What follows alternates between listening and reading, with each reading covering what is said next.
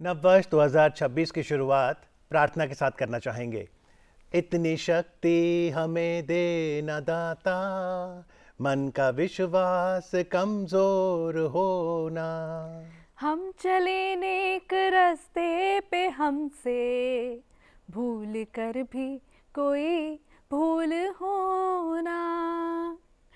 नेक रास्ते पर कैसे चला जाए, इसका मार्गदर्शन करने के लिए हमारे साथ आज जुड़ रहे हैं जगत गुरु स्वामी सतीश आचार्य जी महाराज। नमस्कार, आपका स्वागत है। बहुत बहुत आभार, बहुत बहुत धन्यवाद। नववर्ष की आपको ढेरों शुभकामनाएं। ग्रेगोरियन ये अंग्रेजी आंग्ल कैलेंडरीय नववर्ष की आपको भी शुभकामनाएं। लेकिन ये बताइए कि अगर हमें नववर्ष की शुरुआत करनी है तो प्रार्थना का क्या महत्व है और मन के विश्वास को और मजबूत कैसे करें?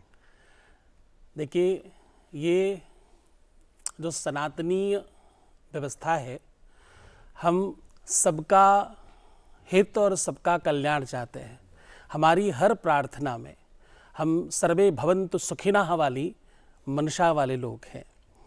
हम जब कहते हैं कि भाई धर्म की जय हो, तो उसमें सर्वधर्मीय मानस है, धर्म की जय हो। और हम फिर कहते हैं अधर्म का नाश हो। जहाँ अधर्म है, अब अधर्म कहीं अज्ञानता भी है, अधर्म वो अविश्वास भी है, तो उसका नाश हो। और प्राणियों में सद्भावना हो। जहाँ भी प्राण हैं, जिनमें भी प्राण हैं, उन सब का कल्याण हो, उन सब के हृदय में उनके अपने परमात्मा का वास हो। तो हम सनातनियों की जो प्रार्थना है वो बहुत सहिष्णुता में और बहुत आत्मीयता में, हम जो भारतवासी हैं, हम इस धरा के रहने वाले हैं, हम सबको लेकर चलते हैं। हम सबके मन को, सबके भाव को, सबकी परंपराओं को, बिगड़े हुए कैलेंडरी अव्यवस्था को भी हम नववर्ष बनाकर उत्साहित होते हैं। हम वो सनातनी हैं। तो प्रार्थना हमारी परंपरा है, प्रार्थना हमारा मानस है और प्रार्थना हमारे जीवन का आधार है। पर हिंदू कैलेंडर पर भी हम चाहेंगे आप थोड़ी रोशनी डालें, क्योंकि वो मार्च के महीने में आएगा, चाहे शक संवत के अनुसार चलें या फिर विक्रम संवत। और अगर हम हिंदू कैलेंडर के मंथ की बात करें तो जगत गुरु जी पौष माह चल रहा है, अब माघ माह की सबको इंतजार है। और कल 3 जनवरी से उत्तर प्रदेश के प्रयागराज में माघ मेला शुरू होगा। तो कैसे इसकी सिग्निफिकेंस को समझें? देखिए, हमारे हिंदू कैलेंडर में हर पल हर क्षण का कैलकुलेशन होता है। यहाँ तिथि वारम च नक्षत्रम योगः करणमेव च, 5 वो प्रमुख व्यवस्थाएं जिनको जोड़कर हम पंचांग बनाते हैं। तिथि, वार, नक्षत्र, योग और करण। इनका हर पल हर क्षण का कैलकुलेशन करके बनता है। और हजारों वर्ष पूर्व और हजारों वर्ष आगे का हम कैलेंडर पूर्व में ही निर्माण कर चुके हैं। आपकी जानकारी के लिए एक बात कहूँ, जिनके पास आईफोन है, जिनके फोन हाथ में होंगे, वो देख सकते हैं 1582 के 10 दिन गायब हैं। अच्छा, 1582 का अगर आपके पास मोबाइल हो तो आप चेक कर सकते हैं कि 10 दिन गायब हैं। अक्टूबर में 4 तारीख से लेके 15 तारीख डायरेक्ट आ जाती है। अच्छा। ये ग्रेगोरियन कैलेंडर जो है, जिसका हम नववर्ष मना रहे हैं, द पोप ग्रेगरी 13th जो 13वें पोप हुए, इन्होंने रोमन कैलेंडर को जब परिवर्तित किया तो 10 दिन गायब कर दिए। ये जो हिंदू कैलेंडर है, जो हमारा पंचांग है जिसको हम कहते हैं, हमारे यहाँ पंच अंग को पंचांग कहते हैं। और हम सूर्य से, चंद्रमा से, 9 ग्रहों से, 27 नक्षत्रों से, योग करण तिथि वार नक्षत्रों को जोड़कर बनाते हैं। और हमारे यहाँ हर तिथि का, हर मास का और हर विधि का एक मतलब है। बिल्कुल। अब देखा जाए तो कल से जब माघ मास की शुरुआत हो रही है, और हम कहते हैं कि जब भी नई शुरुआत होती है तो नई उम्मीदें होती हैं, नई आशाएं होती हैं, तो पुनः पुनः का मंत्र, उसको आप कैसे समझाएंगे हमें? देखिए, मैं तो बहुत लंबी बात नहीं कह के, क्योंकि आपका ये जो प्रोग्राम है ये बहुत लोकप्रिय है और जन जन तक पहुंचता है। तो मैं सबसे पहले तो खैर आपको धन्यवाद कि आप इस विषय को बहुत बखूबी रखते हैं और रोज प्रातः लोगों को सच में जगाते हैं। जागना मतलब बेड से उठना नहीं है, जागना एक जानकारी का नाम है और आप वो बखूबी करते हैं और आप दोनों बहुत विधि से कर रहे हैं, इसके लिए आपको धन्यवाद। Thank you.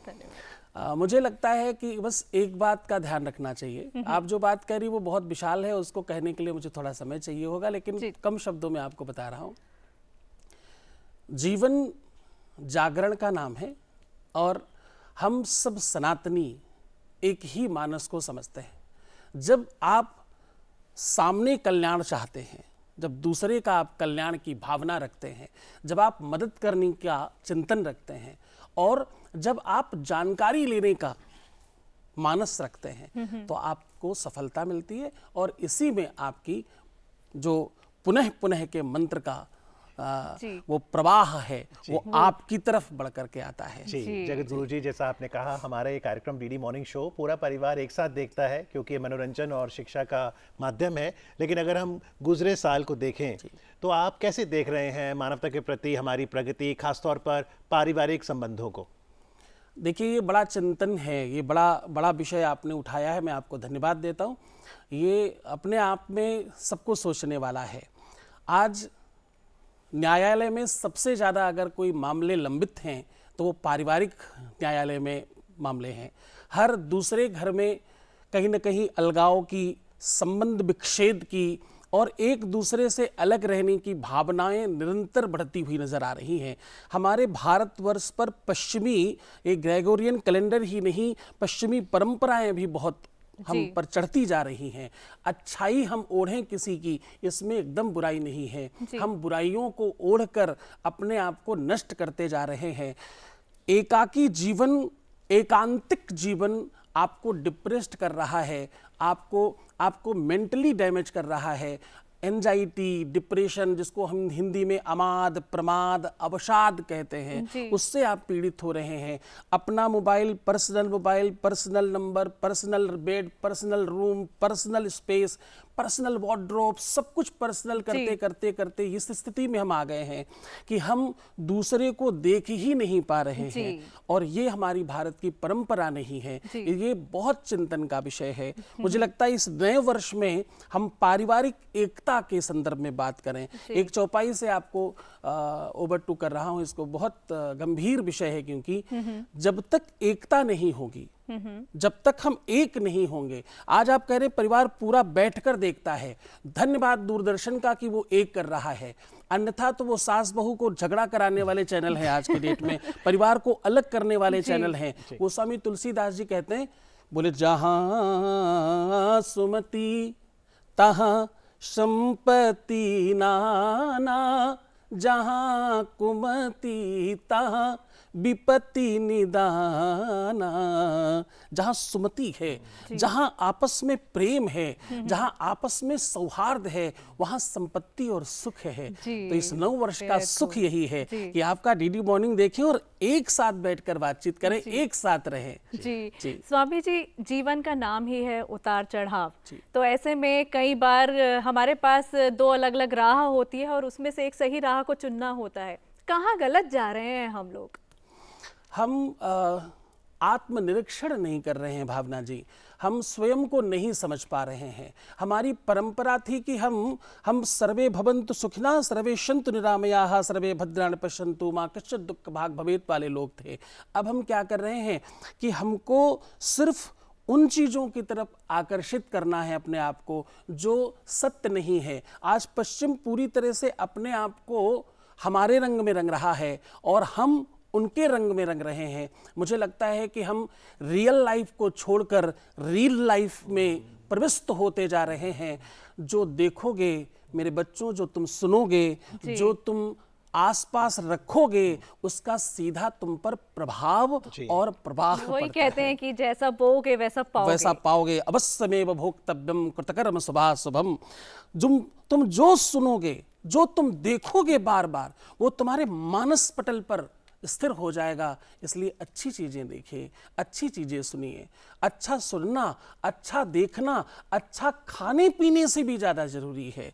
इसलिए मुझे लगता है कि दूरदर्शन धन्यवाद का पात्र है। बहुत बहुत शुक्रिया आपके हौसला अफजाई के लिए। तो अगर हम रिकैप कर दें क्योंकि नववर्ष एक विशेष अवसर तो होता ही है। आपने कहा एक संकल्प तो हम ये ले सकते हैं कि हम पारिवारिक एकता के लिए काम करेंगे, राष्ट्र निर्माण मानवता के लिए काम करेंगे, अच्छे विचार रखें, स्वयं को पहचानें। और क्या संकल्प लें, ताकि एक संकल्प होता है तो फिर एफर्ट्स भी जाते हैं उस दिशा में।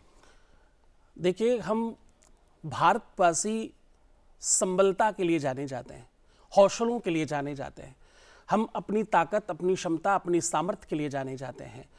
सुख और दुख दोनों ही हमको हिला नहीं पाता। बड़े से बड़ी महामारी भी हमारे आगे घुटने टेक देती है, इसके पीछे हमारा विश्वास प्रबल है। फिर आपको रामायण की एक चौपाई के साथ स्पर्श करा रहा हूं। भवानी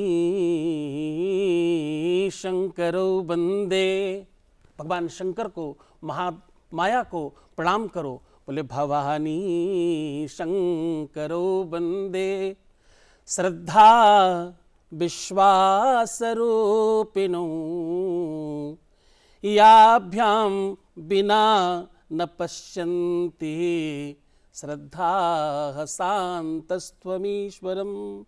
भगवान शंकर और माता पार्वती श्रद्धा और विश्वास का प्रतीक हैं। हमारे जीवन में विश्वास की कमी हो रही है, श्रद्धा की कमी हो रही है।